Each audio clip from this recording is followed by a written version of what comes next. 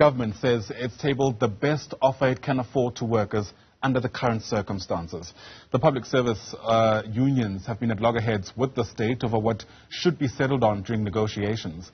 The employer's latest offer is packaged at 7.5%. So the question we're asking this morning is, what else can government do really to avoid more strikes ahead, given what's likely to unfold at Transnet? Let's bring in Mompati Galorale. He's the chief negotiator at the Public Service and Administration Department, joining us via our video link this morning. It's great to have you on the program, sir. Thanks very much indeed for speaking to us. To be fair, we spent a lot of time engaging unions about where they stand, what their demands are, why they feel there's such a prolonged deadlock, so to speak. Perhaps this is an opportunity for government to put their side of the story forward around why it's taking so long to reach an agreement and what realistically can be done without compromising the fiscus. Thank you very much, and good morning to you, Ayanda, and the viewers and listeners at home.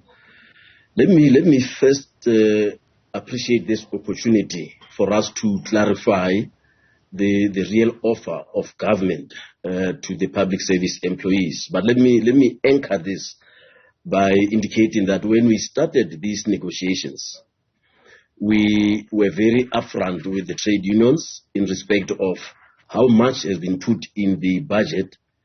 And as a result of that, we also adopted a timetable, because there has been a trend all the time that we negotiate after the effect. So this time around, we adopted a timetable so that we close this round of negotiations for 2022-23 quickly, and then move into the next round of 2023-24, so that we are able to influence the budget that the Minister of Finance will be tabling. Right. So that we don't from time to time come back and negotiate after effect. So I wanted to clarify that first part. And unfortunately, due to the nature of negotiations and the time lapses that trade unions took to consult with their members, we ran out of that particular time. But now, coming back to the issue of the offer of government, the offer of government stands at 7.5%. But that 7.5% is broken down into two components. The first component is what we call a non-pensionable cash allowance, equivalent to 1,000 rand per employee from level 1 to level 12 per month. And when you look at that in terms of the percentage distribution, it's on average of about 4.5% of the 20.5 billion that is in the fiscus. That is the first component. The second component is the 3% increase on the baseline, which means it is going to have a carry-through effect. So both components make up about 7.5% of the increase for this financial year 2022-2023. Sure. And I'm sure there are many other aspects to that negotiation, or at least to the offer, I should say. And sadly, perhaps time is not on our side to ventilate all of them. What I did want to gauge your feeling on, though, is these negotiations are taking place in a context where many unions are still aggrieved about those 2018 bargaining council agreements. Government not being able really to fulfill their end of that agreement because of a whole host of things, including COVID-19 and the economic fallout thereof. Do you blame some of the workers for feeling slightly disillusioned this time around? Because many people will tell you it feels there's really a tectonic shift around what workers and by extension unions are willing to concede to this time around because of government's track record, recent track record. Well, I wouldn't want to indicate that.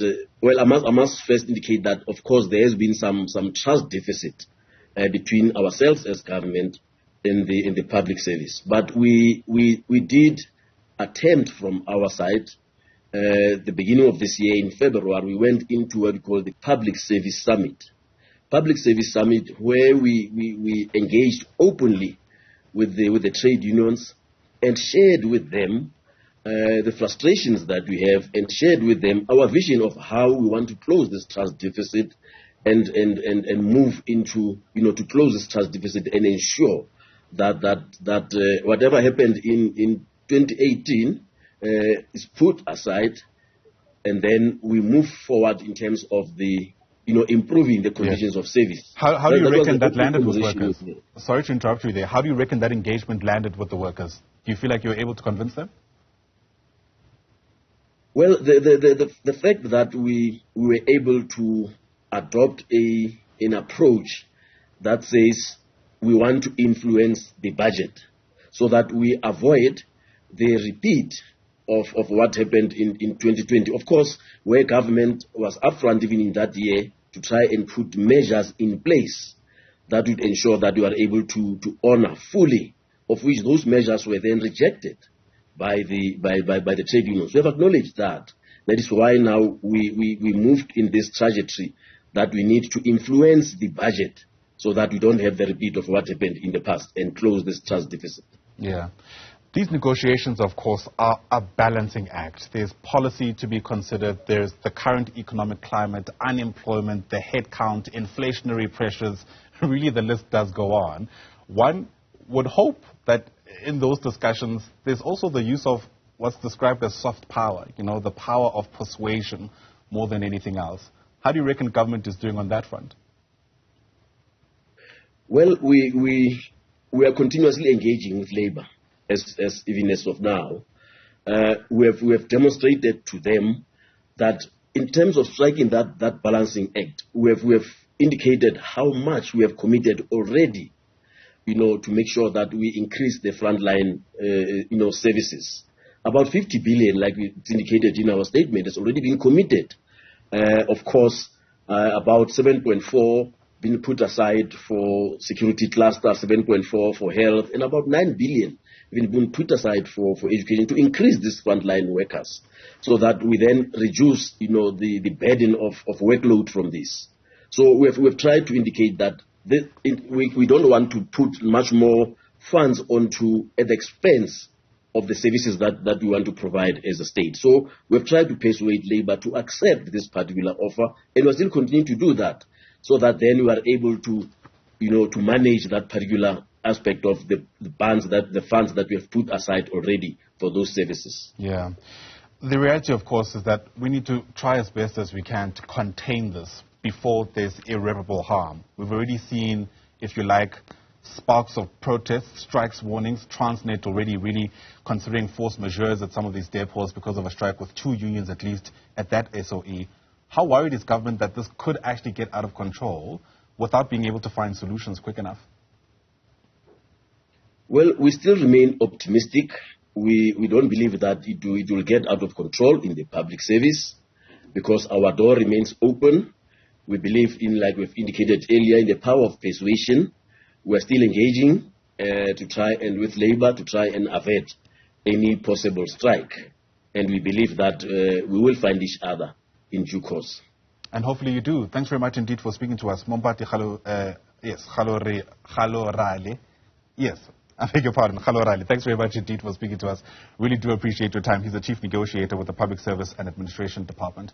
And there's a lot at stake with these negotiations. One needs to also be very careful about how we go about even contributing to discussions around them, because if government and these unions do not find each other quick enough, ultimately it's you and I who might have to pay the ultimate price. So it's a story definitely we'll keep watching for you as it continues to unfold.